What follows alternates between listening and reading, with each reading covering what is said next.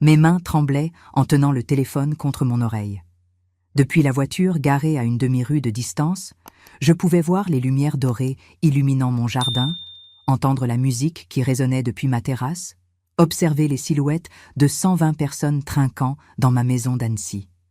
La gendarmerie répondit à la 3e sonnerie. « Bonsoir, je suis Marie-Claude Dubois. » Ma voix sonnait plus ferme que je ne l'espérais. Je suis propriétaire de la maison située au chemin du lac 47. Des personnes organisent un événement dans ma propriété sans mon consentement. Je raccrochai et dans ce silence qui suivit, quelque chose en moi se brisa définitivement. Ou peut-être se recomposa enfin. Comment en suis-je arrivé là? Comment est-ce possible qu'une femme de 67 ans, veuve, mère dévouée, finisse par appeler la police pour évacuer la fête d'anniversaire de sa propre belle-fille? La réponse n'est pas simple. Cela commença 3 semaines plus tôt, quand Stéphanie, ma belle-fille, m'appela avec cette voix douce qu'elle utilise uniquement quand elle a besoin de quelque chose. Mon fils Vincent était marié avec elle depuis 2 ans, 2 années pendant lesquelles j'avais essayé de toutes mes forces de construire un pont entre nous. Elle maintenait toujours la distance, comme si j'étais une étrangère encombrante, au lieu d'être la mère de l'homme qu'elle prétendait aimer. Mais cet après-midi d'octobre, son ton était différent, presque chaleureux. « Belle-mère, tu as un moment ?» J'étais dans mon appartement de Lyon, celui où j'avais élevé Vincent seul, pendant que mon mari Jean-Pierre travaillait en double équipe pour payer les frais de scolarité. Le même endroit rempli de photographies où mon fils souriait dans son uniforme d'école primaire, où nous avions célébré son diplôme universitaire, où j'avais pleuré 3 ans plus tôt quand le cœur de Jean-Pierre avait décidé qu'il avait assez travaillé. « Bien sûr, Stéphanie, dis-moi. » Il y eut une pause. Je pouvais l'imaginer arrangeant ses cheveux, ce geste qu'elle faisait quand elle calculait ses mots. « Tu sais que mon 35e anniversaire approche? Vincent et moi pensions à ta maison d'Annecy. Elle est magnifique au bord du lac. Tu crois que tu pourrais nous la prêter pour organiser quelque chose d'intime? Quelque chose de familial, tu vois? » Mon cœur fit un bond. « Familial, avait-elle dit. Cela signifiait que je serais incluse, que c'était une opportunité de me rapprocher, de lui démontrer que je n'étais pas la belle-mère intrusive qu'elle semblait croire. « Bien sûr, répondis-je peut-être trop rapidement. La maison est pour la famille. » Je ne savais pas que ce mot « famille » signifiait quelque chose de très différent pour elle. La maison d'Annecy n'était pas simplement une propriété. C'était le rêve que Jean-Pierre et moi avions construit pierre par pierre. Il travaillait comme ingénieur dans une entreprise de construction, des journées de 14 heures, samedi inclus. Je donnais des cours de couture à domicile pour aider aux dépenses. Pendant 15 ans, nous avions économisé chaque centime possible. Quand nous avions enfin acheté ce terrain face au lac en 2005, nous avions pleuré enlacés en regardant le coucher de soleil. La maison, nous l'avions construite petit à petit. D'abord la structure de base, puis les grandes fenêtres que Jean-Pierre avait conçues pour laisser entrer toute la lumière du lac. Ensuite, le jardin où j'avais planté des glycines, des tilleuls et ce rosier aux fleurs corail qui fleurissait chaque printemps. Elle valait 220 000 € maintenant. Mais pour moi, elle n'avait pas de prix. « Combien de personnes tu penses inviter ?» demandai-je. « Oh, quelque chose de petit, belle-mère, intime, peut-être 20, 30 personnes maximum. » 30 personnes. Cela sonnait raisonnable. « Parfait. Tu as besoin d'aide pour quelque chose? Tu veux que je vienne quelques jours avant pour préparer la maison ?» Il y eut une pause brève. Ensuite, sa voix changea subtilement, adoptant ce ton que j'apprendrai plus tard à reconnaître, le ton de celle qui obtient exactement ce qu'elle veut. « Oh, belle-mère, tu es adorable. Si ce n'est pas trop te demander, tu connais un bon service traiteur par là-bas? C'est que tu as plus d'expérience dans ces choses. Plus d'expérience, code pour plus vieille. »« J'en connais plusieurs, » répondis-je en ignorant la piqûre. « Laisse-moi passer quelques coups de fil. Tu es un amour. Et dis, tu connaîtrais quelqu'un qui loue des tentes? Si jamais il pleut, tu vois. Je m'en occupe, ne t'inquiète pas. » Chaque demande venait enveloppée de sourires téléphoniques. Je les acceptais toutes en pensant que je construisais quelque chose, une relation, une complicité de femme en famille. Comme j'étais aveugle. Mais avant de continuer, vérifiez si vous êtes déjà abonné à la chaîne et dites-nous en commentaire de quelle ville ou pays vous nous regardez. Nous aimons beaucoup savoir jusqu'où nos histoires voyagent. Les jours suivants furent un tourbillon. Je contactai 3 services traiteurs, comparai les prix, choisis le menu.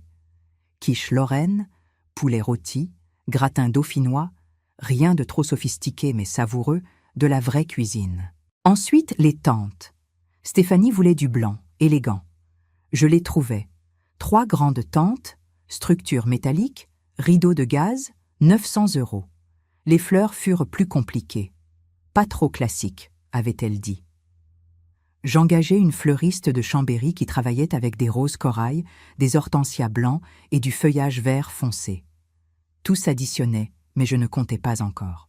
J'étais trop occupée à rêver du moment où Stéphanie me serrerait dans ses bras en disant « Merci belle-mère, je ne sais pas ce que nous ferions sans toi ».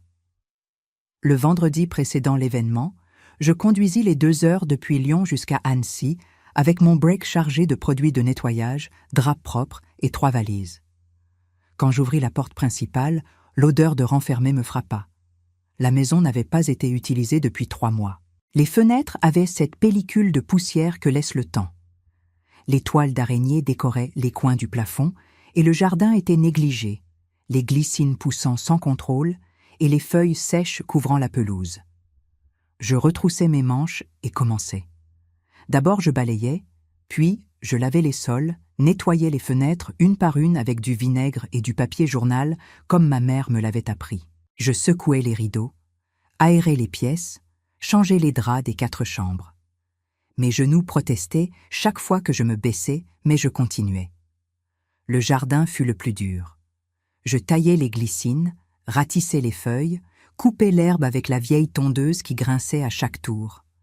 Quand je terminais, j'avais les mains pleines d'ampoules et le dos me brûlait. Mais c'était magnifique. Stéphanie arriva le samedi matin dans sa BMW blanche. Elle portait d'énormes lunettes de soleil, un chemisier en soie couleur ivoire et ses jeans qui coûtent plus que mon salaire complet. Vincent conduisait avec ce visage fatigué qui était devenu permanent chez lui. « Belle-mère », dit Stéphanie en entrant sans vraiment saluer. « Laisse-moi voir comment tout se passe. » Elle parcourut la maison d'un regard critique. Elle passa le doigt sur le rebord du salon, vérifia les salles de bain, sortit au jardin. Je la suivais comme un petit chien, attendant un mot d'approbation. « Les glycines ont beaucoup poussé », commenta-t-elle en fronçant les sourcils.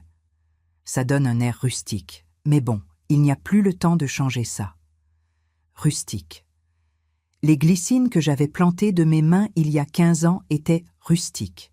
Et la maison sent un peu le vieux, non ? Ajouta-t-elle en plissant le nez. Tu as des parfums d'ambiance ?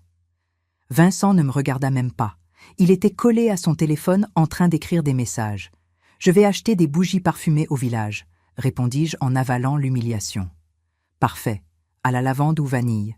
Rien de trop fort. » Pendant les 3 jours suivants, Stéphanie me transforma en son assistante personnelle. Chaque matin, elle arrivait avec de nouvelles exigences. « Belle-mère, tu peux contacter quelqu'un qui installe des guirlandes lumineuses dans les arbres ? J'ai besoin que le jardin soit magique la nuit. » Je contactai un électricien.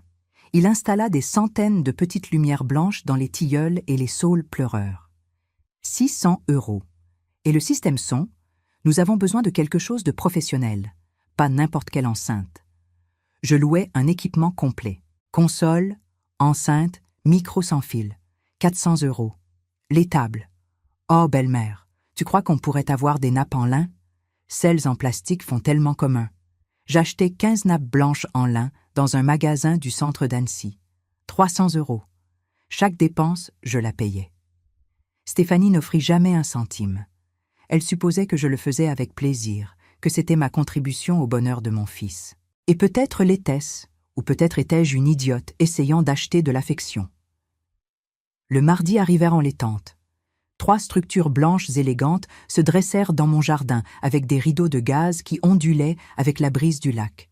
On aurait dit un décor de mariage de magazine. Stéphanie supervisa chaque détail avec son téléphone en l'air, prenant des photos pour Instagram.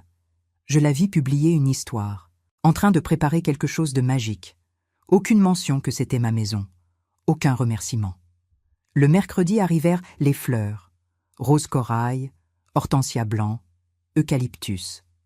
La fleuriste était une artiste. Elle créa des arrangements qui ressemblaient à des nuages roses flottant sur les tables. Stéphanie les inspecta d'un œil critique. « Elles sont jolies, dit-elle finalement, même si un peu classiques. Mais bon, elles sont déjà là. Classiques.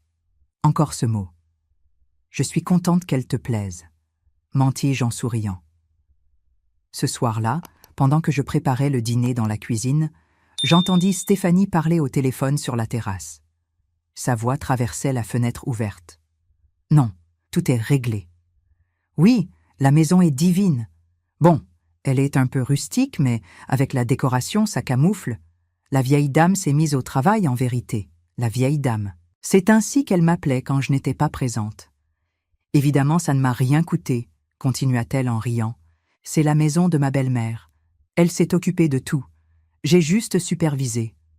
Je sais. Mais bon, c'est comme ça, les dames âgées. Elles aiment se sentir utiles, non? Utiles comme un outil, comme un objet. J'avalais le nœud dans ma gorge et continuais à couper les oignons, bien que les larmes qui coulèrent sur mes joues n'étaient pas seulement à cause du piquant.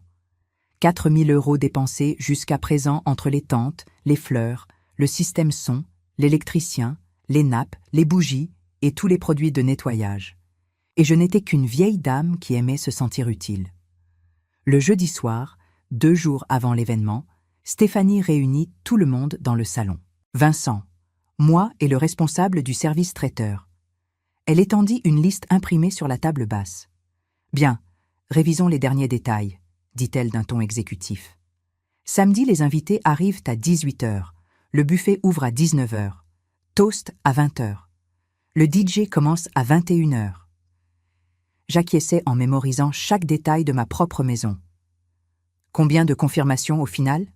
demanda le responsable. « 120 personnes. » Je restais figée.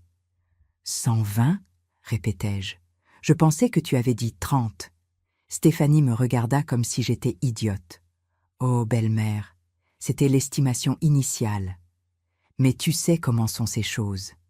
Le bouche à oreille fonctionne. 120 personnes dans ma maison que j'avais nettoyée, décorée, préparée. »« Et l'espace suffit ?» demandai-je faiblement. « Avec les tentes, oui, ne t'inquiète pas. Ne t'inquiète pas, comme si j'étais l'invitée et non la propriétaire. » Le vendredi, Stéphanie me dit qu'une coordinatrice d'événements viendrait pour la révision finale. Elle s'appelle Céline, elle est excellente. Elle gère des événements de 500 personnes. Céline arriva ponctuelle à midi. Elle avait une tablette, un dossier avec des documents et ce sourire efficace de celle qui facture à l'heure. Elle était jeune, peut-être 30 ans, avec des talons qui s'enfonçaient dans ma pelouse. « Ravie de vous rencontrer, madame », me salua-t-elle brièvement, avant de se tourner complètement vers Stéphanie. « Bon, Steph, vérifions tout. » Je l'ai suivie pendant qu'elle parcourait le jardin. Céline prenait des notes sur sa tablette, acquiesçait, faisait des suggestions sur le flux des invités, l'emplacement du DJ, les horaires du buffet. « Parfait, » dit-elle finalement. « Maintenant, confirmons la liste finale des invités. Tu as apporté l'Excel actualisé ? Le voici. » Stéphanie lui passa son téléphone. Céline commença à lire des noms à haute voix pendant que Stéphanie confirmait. J'arrosais les pots de géranium près d'elle, écoutant distraitement. Des noms que je ne connaissais pas. « Et la famille directe ?» demanda Céline. « Ma mère et mon père, évidemment. Mes 2 sœurs avec leur mari. Ma cousine, Renata. Du côté de Vincent, eh bien lui et c'est tout. » Mes mains s'arrêtèrent sur l'arrosoir. « Juste lui ?» demanda Céline en levant les yeux. « Oui, Vincent n'a pas beaucoup de famille. Son père est décédé et sa mère est ici, non ?» interrompit Céline en me désignant de la tête. Le silence qui suivit dura à peine 3 secondes, mais sembla éternel. « Ah non !» dit Stéphanie avec un rire léger, comme celle qui corrige une erreur sans importance. Elle ne fait pas partie de la liste des invités. L'arrosoir glissa de mes mains. Il tomba sur l'herbe avec un bruit sourd. Pardon, Céline semblait vraiment confuse. C'est que c'est un événement de standing, tu comprends? Que des gens jeunes, influenceurs, contacts professionnels.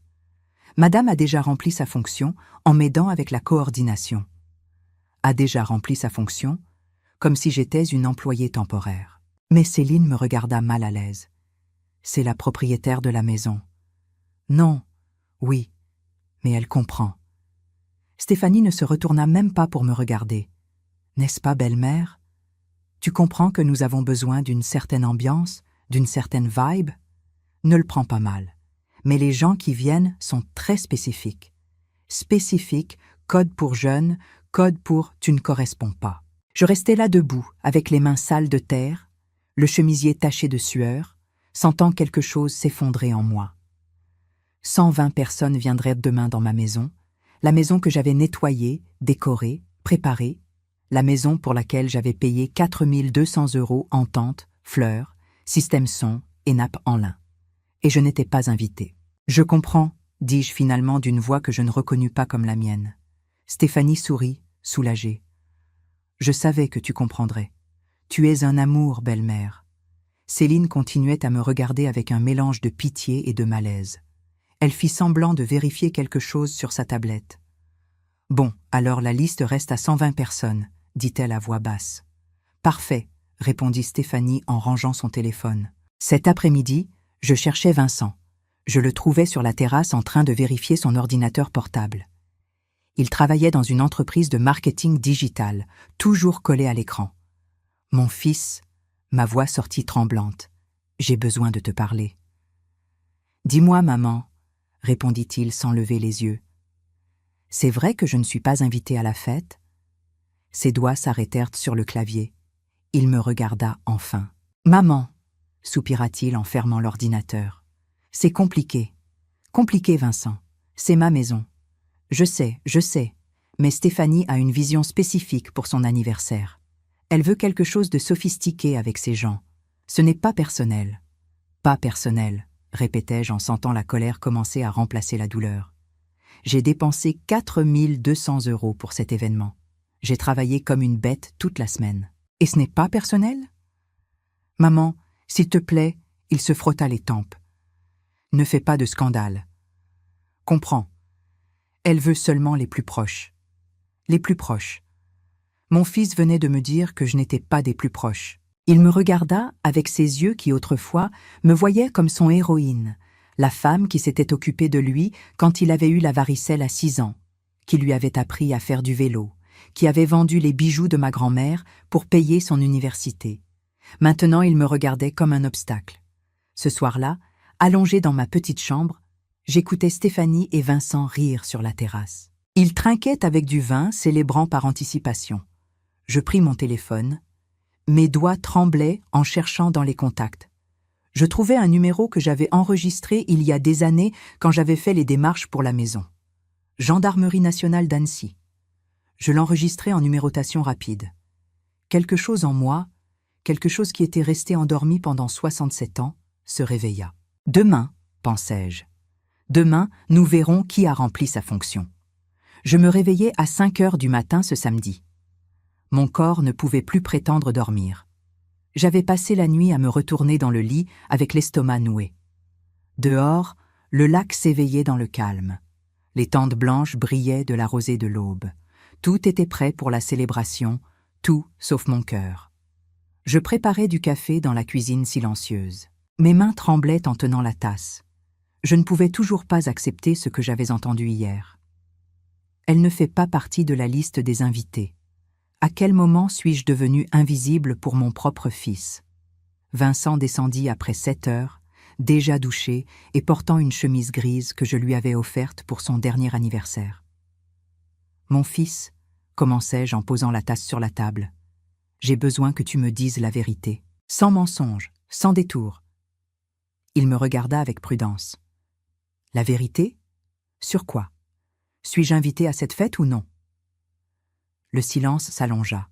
Je vis comment il avala sa salive, comment il détourna le regard vers la fenêtre, vers n'importe où sauf mes yeux. « Maman, nous en avons déjà parlé hier. »« Non, Vincent, tu m'as dit de ne pas faire de scandale, mais tu ne m'as pas répondu. Alors je te le demande à nouveau. Suis-je invité ?» Ses épaules s'affaissèrent légèrement. Stéphanie a une idée très spécifique de comment elle veut sa fête.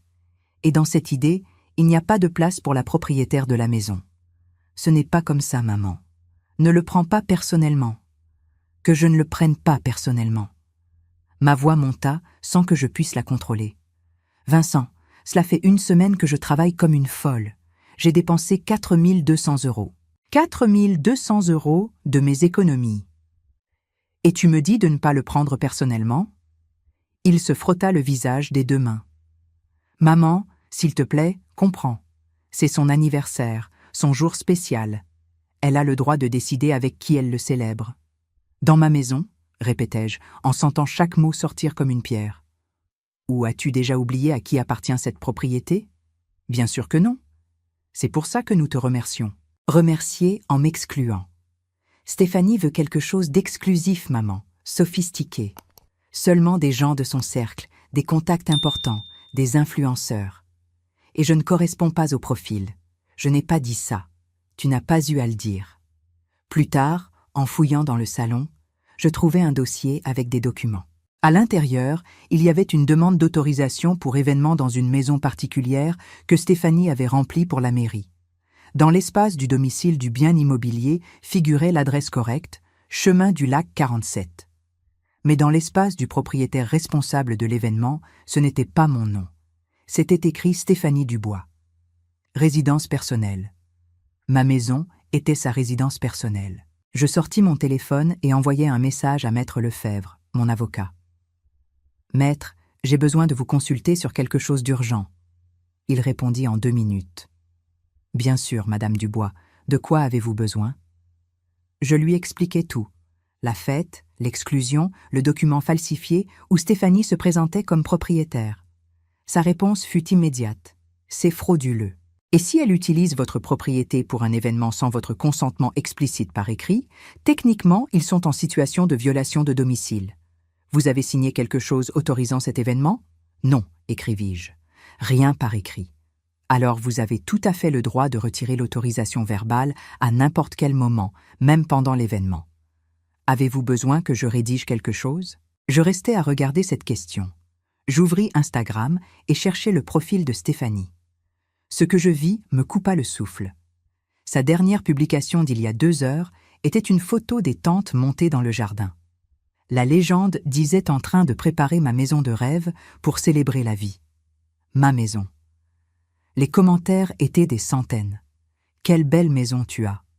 Vivre face au lac est le rêve. Et Stéphanie répondait à chacun comme si c'était vrai. Je vérifiais ses publications précédentes. Je trouvais plus de photos d'Annecy prises les week-ends où Vincent et elle venaient. Une depuis la terrasse avec le lac en arrière-plan. Mon lieu de bonheur. Une autre dans le jardin, chez moi.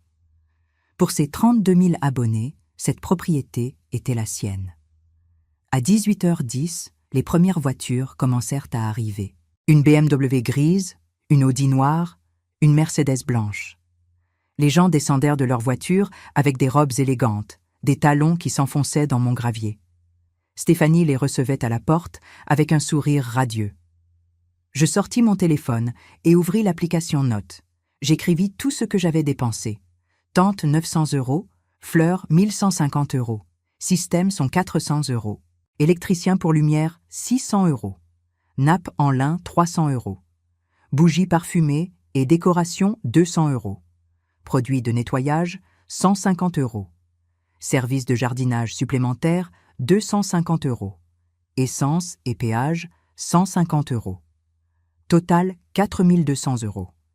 4 200 € sortis de mon compte épargne. Le compte où je gardais le peu que je gagnais en donnant des cours de broderie. J'ouvris les contacts et cherchai le numéro que j'avais enregistré hier. Gendarmerie nationale d'Annecy. Mon doigt resta suspendu au-dessus du bouton d'appel. Allais-je vraiment faire cela?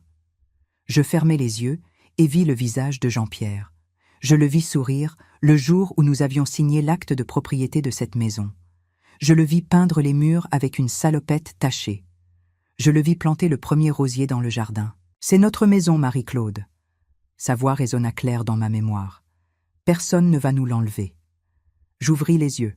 « Personne ne va nous l'enlever, » répétai-je à voix haute.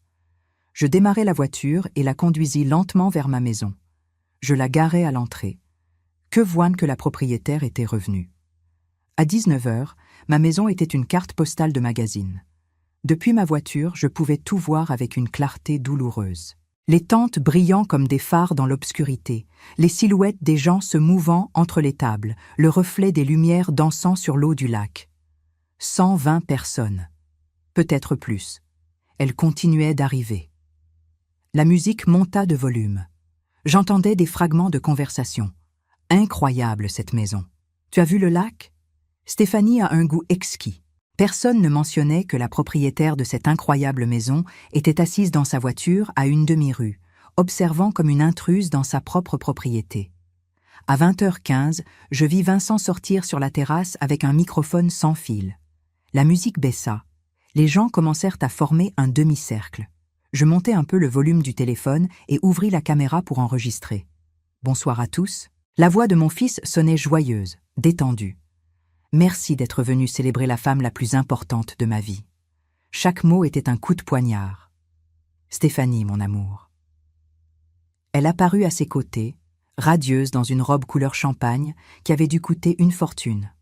Il y a 3 ans, le jour où je t'ai rencontré, ma vie a complètement changé. Tu m'as appris à vivre différemment, à rêver plus grand. Et aujourd'hui, dans ce lieu si spécial, il étendit le bras en désignant la maison, ma maison. Je veux que tu saches que tout ce que j'ai est à toi. Mon cœur, ma vie, mon avenir, tout. Les gens applaudirent. Stéphanie se couvrit le visage avec les mains dans un geste de fausse surprise. Ils s'embrassèrent sous les projecteurs pendant que les invités sortaient leurs portables pour photographier le moment. Le toast continua. Plus de belles paroles, plus de promesses. Personne ne mentionna qui avait payé les tentes sous lesquelles ils se trouvaient. Personne ne remercia l'effort de la femme qui avait laissé ses mains détruites en nettoyant pour qu'ils puissent célébrer. À 20h30, le DJ mit une musique plus forte. Les gens commencèrent à danser. Je vis Stéphanie au centre, entourée d'amis qui dansaient et criaient. Vincent dansait à ses côtés avec ce sourire que je ne lui avais pas vu depuis des années. Mon fils était heureux sans moi. Ce fut ce qui fit le plus mal. Pas la trahison de Stéphanie, celle-là était prévisible, mais découvrir que Vincent pouvait être complètement heureux avec mon absence. Je regardais l'heure. 21h45. Je sortis le téléphone et ouvris mes contacts. Je cherchais un autre numéro, celui que j'avais aussi enregistré il y a quelques jours. Protection civile d'Annecy. Je composais. Une voix masculine répondit « Professionnel ». Protection civile. Bonsoir. Ma voix sonna étonnamment ferme. Je veux signaler un événement massif sans les autorisations correspondantes. Vous pouvez me donner l'adresse? Chemin du lac 47. Il y a plus de 100 personnes. Des tentes installées avec des connexions électriques improvisées. Ils n'ont pas d'extincteur visible ni de signalisation d'urgence. Vous êtes la propriétaire du bien immobilier? Oui. Et vous n'avez pas autorisé l'événement? Pause. C'était le moment décisif. Pas par écrit et je veux révoquer toute autorisation verbale que j'ai pu donner. Compris. Nous envoyons une unité pour vérifier. Pouvez-vous être présente pour vous identifier comme propriétaire? Je serai là dans 10 minutes. Je raccrochais. Ensuite, je composais le commissariat de police. Police nationale, à vos ordres. Bonsoir. Je suis Marie-Claude Dubois. Je respirais profondément. Je suis propriétaire de la maison située au chemin du lac 47. Des personnes organisent un événement dans ma propriété sans mon consentement. J'ai besoin que vous envoyiez une patrouille. Les personnes sont en ce moment sur place? Oui, environ 120. Et vous êtes la propriétaire légale? J'ai l'acte de propriété avec moi. Parfait. Nous envoyons une unité. Soyez là dans 15 minutes pour vous identifier. J'y serai. Je raccrochais pour la 2e fois. Mes mains ne tremblaient pas. Mon cœur battait fort, mais avec un rythme constant. Je ne sentais pas de doute, je ne sentais pas de peur. Je sentais quelque chose que je n'avais pas senti depuis des semaines. Du pouvoir. Je démarrai la voiture et la conduisis lentement vers ma maison. Je la garai à l'entrée, bloquant partiellement l'accès. Je descendis de la voiture avec mon sac en bandoulière. À l'intérieur, je portais l'acte de propriété de la maison, ma carte d'identité nationale, les reçus de tous les paiements que j'avais faits cette semaine. Les preuves. Je marchais vers l'entrée. La musique résonnait, les rires remplissaient chaque coin. Personne ne me vit entrer. Tous étaient trop occupés à célébrer. Je restais là debout dans l'embrasure de ma propre maison, observant 120 étrangers profiter de ce que Jean-Pierre et moi avions construit avec sang, sueur et larmes. et alors j'entendis les sirènes. D'abord lointaines, puis plus proches. La musique était si forte que presque personne ne les remarqua au début, mais moi si. Je souris pour la première fois depuis des jours, parce que les sirènes ne venaient pas interrompre une fête. Elles venaient me rendre ce qui était mien. Les lumières bleues et rouges apparurent en premier. Elles traversèrent la nuit comme des éclairs de néon, se reflétant dans les fenêtres de ma maison, dans l'eau sombre du lac. La musique continuait. Personne n'avait encore rien remarqué. 2 patrouilles arrivèrent en premier, puis le fourgon blanc de la protection civile. Là, oui, les gens commencèrent à se retourner. Les conversations s'arrêtèrent à mi-phrase. Quelqu'un baissa le volume de la musique. Je vis Stéphanie se retourner brusquement vers l'entrée, son visage se transformant de joie en confusion en quelques secondes. Vincent était à côté d'elle, verre en main, avec cette expression de qu'est-ce qui se passe qu'il prenait quand quelque chose échappait à son contrôle. 4 policiers descendirent des patrouilles. 2 hommes de la protection civile sortirent du fourgon avec des porte-documents et des lampes torches. Le commandant, un homme d'environ 50 ans, uniforme impeccable, expression sérieuse, s'approcha directement vers moi. « Bonsoir. Êtes-vous Madame Marie-Claude Dubois ?»« Oui, monsieur, » répondis-je d'une voix ferme. « C'est moi qui ai fait le signalement. » Stéphanie arriva en courant depuis le jardin, talons claquant contre le sol de pierre. Elle avait le visage défait. « Qu'est-ce qui se passe? Pourquoi la police est ici ?» demanda-t-elle d'une voix aiguë. Le commandant la regarda brièvement avant de se retourner vers moi. « Madame Dubois, pouvez-vous me montrer une pièce d'identité et les documents qui attestent que vous êtes propriétaire de ce bien immobilier ?» J'ouvris mon sac avec un calme délibéré. Je sortis ma carte d'identité nationale, puis le dossier avec l'acte de propriété de la maison. Le commandant les vérifia avec attention. Il compara mon nom sur la carte avec le nom sur l'acte. Il acquiesça. « Tout est en ordre. Vous êtes la propriétaire légale. » Il regarda vers le jardin plein de monde. « Et ces personnes sont ici avec votre consentement ?»« Non, dis-je. » Et le mot sortit comme un coup de feu. Le silence qui suivit fut absolu. « C'est un mensonge !» cria Stéphanie. « Elle nous a prêté la maison, elle nous a aidés avec tout. Dis-lui Vincent. » Mon fils apparut derrière elle, le visage pâle comme du papier. Il me regarda avec des yeux suppliants. « Maman, qu'est-ce que tu fais ?»« Je récupère ce qui est à moi, » répondis-je sans m'altérer. « Madame, » le commandant maintint le ton professionnel.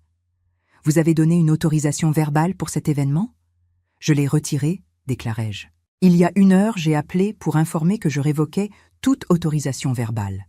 Et jamais, à aucun moment, je n'ai donné d'autorisation par écrit pour qu'ils organisent un événement de cette ampleur dans ma propriété. »« Mais si tu as tout payé, » hurla Stéphanie. « Les tentes, les fleurs, tout. »« Exactement, » dis-je avec un calme mortel. « J'ai payé, j'ai travaillé, j'ai préparé ma maison.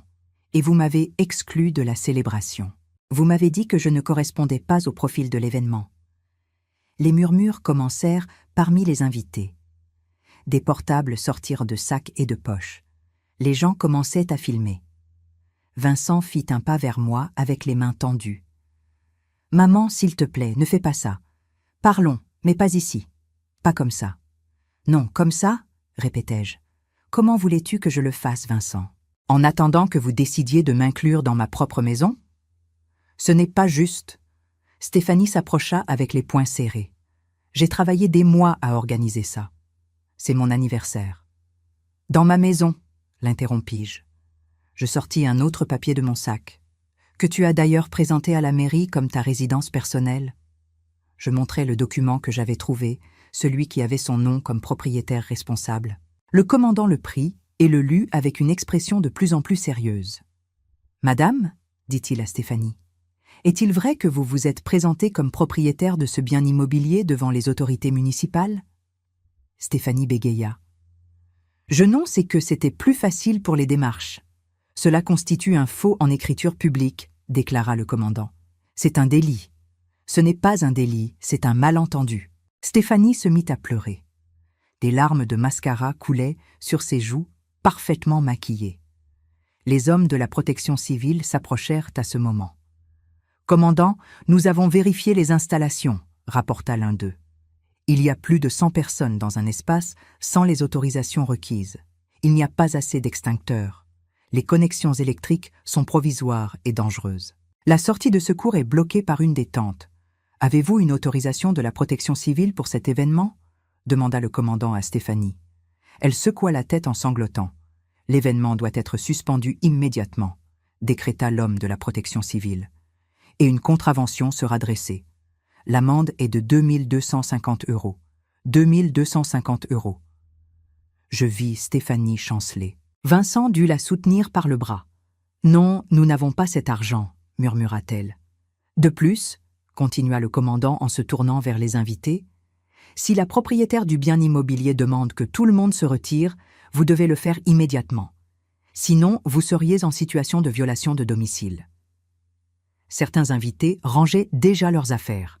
D'autres sortaient leur portable en appelant des Uber et des taxis. Le murmure grandissait. « Ça va être partout sur les réseaux. C'est la belle-mère. Mon Dieu, quelle honte !» Stéphanie entendait tout. Sa fête parfaite, sa célébration Instagram, son moment de gloire, s'effondrant en temps réel. « Madame Dubois, le commandant s'adressa à moi. « Souhaitez-vous porter plainte pour violation de domicile ?» Je regardais Vincent. Mon fils avait les larmes aux yeux. Pas de repentir, de rage, de honte. « Maman, s'il te plaît, » supplia-t-il d'une voix brisée. « Ne nous fais pas ça. Ne nous fais pas ça. » Même maintenant, il n'assumait pas la responsabilité. C'était toujours moi qui faisais quelque chose de mal. « Je ne vais pas porter plainte, » dis-je finalement. « Mais je veux que tout le monde parte maintenant. » Le commandant acquiesça et se tourna vers la foule. « Vous avez entendu la propriétaire. L'événement est annulé. Vous avez 15 minutes pour évacuer le bien immobilier. » Le chaos se déchaîna. Des gens courant vers l'entrée, des talons se cassant sur le gravier, le DJ déconnectant son équipement précipitamment, des flashs de portable partout. Cela allait être sur TikTok avant minuit. Vincent se retourna vers moi avec une expression de fureur que je ne lui avais jamais vue. « Tu es contente ?» cria-t-il. « C'est ce que tu voulais ? Détruire la vie de ma femme ? Nous humilier devant tout le monde ?» Je marchais vers lui lentement. Je m'arrêtais à quelques centimètres de son visage. « Non, Vincent, » dis-je d'une voix basse mais ferme. « Je n'ai rien détruit. Vous l'avez fait vous-même quand vous avez décidé que je ne valais même pas une place à la table de ma propre maison. C'était son anniversaire, son jour spécial. Et moi, je suis quoi ? Une inconnue ? Une employée qu'on engage quand on a besoin de quelque chose ? Tu es ma mère. Tu es censée me soutenir. Te soutenir, oui. Me laisser piétiner, non. » Les larmes sortirent finalement de mes yeux, mais pas de douleur, de libération. « Ton père a travaillé jusqu'à en mourir pour que nous ayons cette maison. Et moi, je l'ai gardée comme de l'or pendant 3 ans. Et vous, qu'avez-vous fait ? L'utiliser comme décor Instagram ? La présenter comme vôtre ? M'effacer de ma propre vie. Maman, je ne veux plus t'entendre. Va-t'en, emmène ta femme, et quand tu seras prêt à parler comme des adultes, comme des personnes qui se respectent, tu me chercheras. Tu me chasses ? J'exerce mon droit comme propriétaire de décider qui est dans ma maison. Le dernier coup. Le définitif. » Vincent me regarda avec un mélange de douleur, de rage et quelque chose d'autre, quelque chose qui semblait dangereusement proche de la haine. Il prit Stéphanie par le bras et la leva de la chaise. « Allons-y » lui dit-il. Pendant qu'ils s'éloignaient vers leur voiture, Stéphanie se retourna pour me lancer un dernier regard plein de venin. « Ça ne va pas en rester là, » siffla-t-elle. « Tu vas payer pour ça. » Je souris. Pour la première fois de toute la soirée, je souris vraiment. J'ai déjà payé ma chérie. 4 200 €. Maintenant, c'est à vous de payer. 10 minutes plus tard, la dernière voiture disparut par le chemin de gravier. Le bruit des moteurs s'éteignit jusqu'à ce qu'il ne reste que le silence du lac interrompu occasionnellement par le chant des grillons. Ma maison redevint mienne. Le dimanche, je me levai à 6 heures. J'engageai un service de nettoyage du village. 4 femmes arrivèrent et travaillèrent pendant 6 heures. Quand elles terminèrent, ma maison avait retrouvé son apparence d'avant. Vide, tranquille, mienne. À 15 heures, Mon téléphone sonna. C'était Céline, la coordinatrice. Madame Dubois, je voulais juste vous dire que ce que vous avez fait hier était courageux. Il y eut une pause. Je savais que quelque chose n'allait pas. Et autre chose, Stéphanie me doit 750 € pour mon travail d'hier. Et je ne crois pas qu'elle va me payer. Donc, si vous avez besoin d'un témoin pour quoi que ce soit de légal, vous pouvez compter sur moi. Le lundi matin, je reçus un appel de Maître Lefebvre. Madame Dubois, je me suis renseignée sur ce qui s'est passé. Vous allez bien? Je survis, maître. Je veux vous informer de quelque chose d'important. Votre belle-fille m'a contacté. Mon cœur fit un bond. Pourquoi faire? Pour me demander si elle pouvait vous poursuivre pour préjudice moral et dommages économiques. Et que lui avez-vous dit? Je lui ai dit la vérité, qu'elle n'a aucun recours. Que vous avez agi dans vos droits comme propriétaire, que c'est elle qui a commis des irrégularités en se présentant comme propriétaire devant les autorités. Je ne veux pas la poursuivre, dis-je rapidement. C'est l'épouse de mon fils, je sais. Mais elle doit comprendre la gravité de ce qu'elle a fait.